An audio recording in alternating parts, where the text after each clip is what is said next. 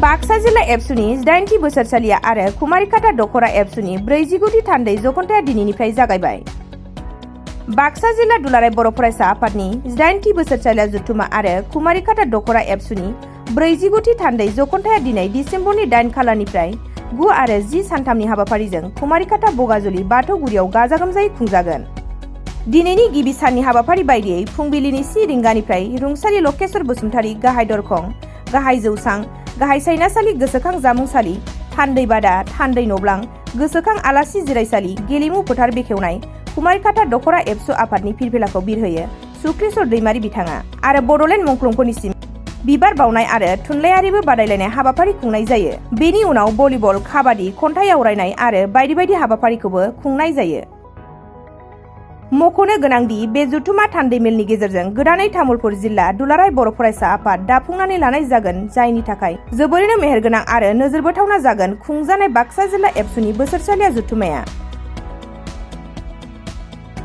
बे जथुमानि गेवलां मेलाव आलासि महरै दुलाराय बर' फरायसा आफादनि आफादगिरि दिपेन बर', बिटिआरनि सिएम प्रमद बर', बर' थुनलाइ आफादनि गाहाय नेहाथारि प्रसान्त बर', BKWSCनि आखान्थि गाहाय मावफुंगिरि रमिअ पि नार्जारि बिथांमोनजों गोबां आलासि मेलेमजिबि बिथांमोनहा बाहागो लागोन।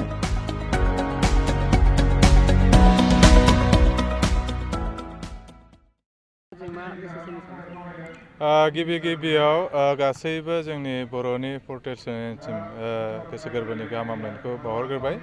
दिनै कुमारिकाटा दखरा दुलाराय बर' फरायसा आफादनि जे बेन्दोङाव नैबे बगाजुलि बे हालामाव दिनै सानथामनि हाबाफारि लानानै बाक्सा जिल्ला दुलाराय बर' फरायसा आफादनि 18थि बोसोरसालिया जथुमा लोगोसे कुमारिकाटा दखरा दुलाराय बर' फरायसा आफादनि 49थि जे थान्दै जखन्थाय बे हाबाफारिया दिनैनिफ्राय जागायबाय आरो बे सानथामनि हाबाफारिजों बायदि आयदाखौ लानानै बेवहाय खुंफुंनाय जागोन।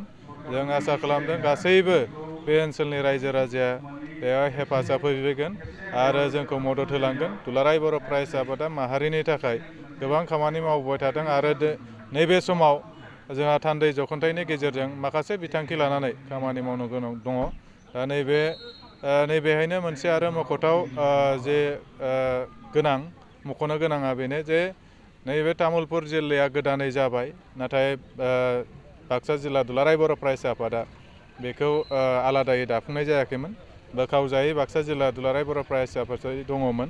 दा मोन 8 जे दखराखौ लानानै तामुलपुर जिल्लायाबो नैबे थान्दै मेलनि गेजेरजोंनो गोदान मोनसे आफाद दाफुंजागोन।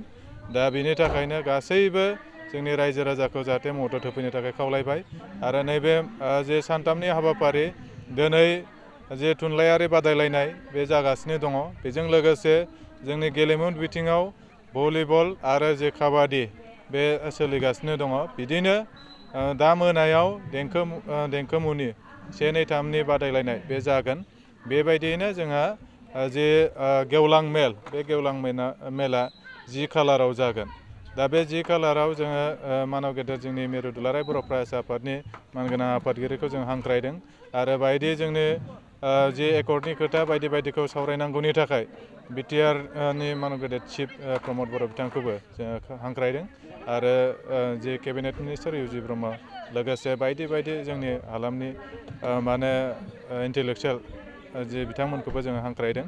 बेजों लोगोसे जोंनि गोनांथारा जाहैबाय गाबोननो जों सोलोंथाइ बिथिङाव सावरायनाय जे लाइमोनफोरनि जेंना आरो लोगोसे दानि जे थासारि बेजों जोङो बोरैहाय गावनि जिउ राहाखौ दानो हायो बेनि सायाव सावरायनो लागोन आरो बेवहाय मानव गेदेर जोंनि UN जे एकाडेमिनि डिरेक्टर कृष्ण गपाल बिथां सारा फैगोन।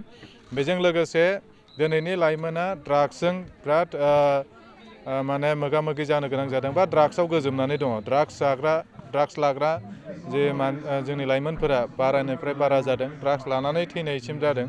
दा बिनि थाखायनो मंगलियाम ड्राग्स एडिक्सन सेन्टारनिफ्राय ड्राग्स रिहेब सेन्टारनिफ्राय बेवहाय बाहागो लाफैगोन जोङो खावलायहरदों। मानो होनबा बिनि सायाव जोङो एवार्ड जानांगोन, बिनि सायाव जों मोनदांनांगोन ड्राग्स होनाय जिनिसा मा बुस्थु जायखौ खेबसे लादावबा गारनो हायै जायो। बे बेमार बायदि जिहेथु जोंनाव साग्लोबबाय थादों, बारायनिफ्राय बारायबाय थादों, बिनि सायावबो जोंहा गाबोन सावरायनाय जागोन। दा बेफोर गासैबो हाबाफारियाव तामुलपुर जिल्लानि आरो कुमारिकाटा हालामनि रायजो राजाखौ मोनफ्रोमबो आयदायावनो मोनफ्रोमबो बिथिङावनो जाहाथे लैहोर लैहोर फैनानै मदद होफैगोन बेखिनिखौ मिजिंथिबाय।